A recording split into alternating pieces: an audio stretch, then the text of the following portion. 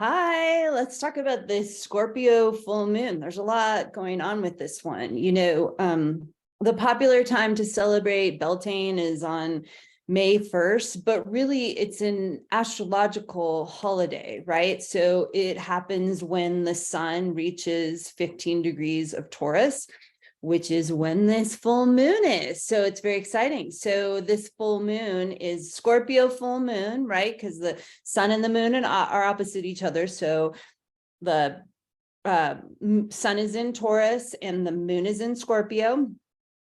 And it's right around that 15 degrees. So it's the Beltane celebration as well. And an interesting thing in ancient goddess traditions, they would focus on Beltane would be when the full moon followed the sun moving into Taurus. That's happening right there too. So like all these timings are coming together. So I'm going to share my screen and let's just look at a few things together today. Oh, and I forgot to say, it's a lunar eclipse, right? So no shortage of energy for this full moon. So here we go. We're going to look at the chart first, right?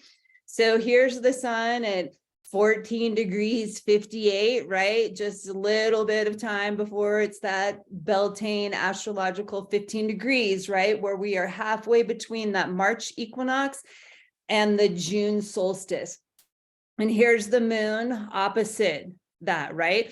And they're near the nodes, right? These little horseshoe shaped characters, which we'll look in the astronomy software in a second and understand what those are better. But eclipses happen when the sun and the moon are near the nodes because this is where the path of the sun and the path of the moon cross over each other.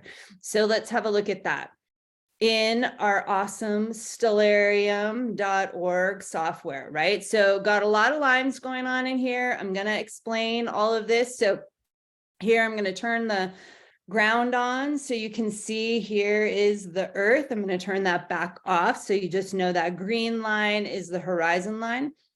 Here's the sun up here near Uranus, Mercury, Jupiter, which we saw on the in Astrogold. And here's the moon just opposite down here. And then these circles, so the yellow circle is the path of the sun and the white circle is the path of the moon. And you can see here, they're crossing over and the moon and the sun are near that. So that's the nodes, the path of the sun and the path of the moon crossing over each other are the nodes, right? So where sun and soul come together. I mean, sun, spirit, moon, soul come together, right? So there's something really like beautiful in the alchemy of these eclipses of where spirit and soul come together. It's the full moon, which is a time of celebration, right? Where we would all get together and gather around the bonfire and celebrate and watch the sun set and the moon rise, right? This is that kind of energy. Let's look at some of the other lines in here. So this orange line is the galactic equator. So here is, we'll zoom in a little and we can see there is Orion and the hand of Orion up here on the cross where the ecliptic and the galactic equator cross. And look at Venus is right there. So this is considered the edge of the galaxy where we look out of the galaxy through.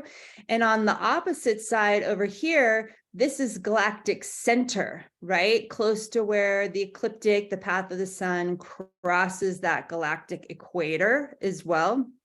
The red line is just the midheaven and the IC. So here's the midheaven and here is the IC, right? So when we were looking, let's just look at the chart one more time, just to kind of see this. Again, you don't have to know all this chart information, but as we're learning this, right? So here's the node. We saw the Uranus with the sun, with Mercury, Jupiter near the midheaven.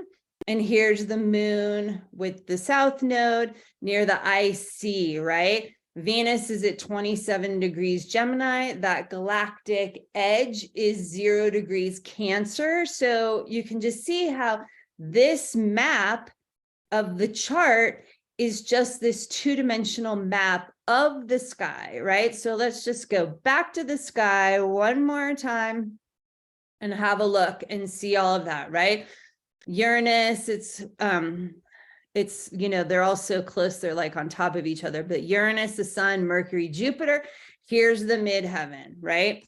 Venus, almost at galactic edge. Fan back out, move it around a little bit.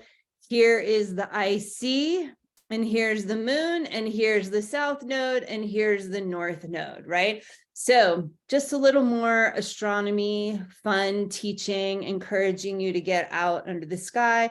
This amazing software is a huge help, stellarium.org. It's free on your desktop. So I highly encourage you to check it out.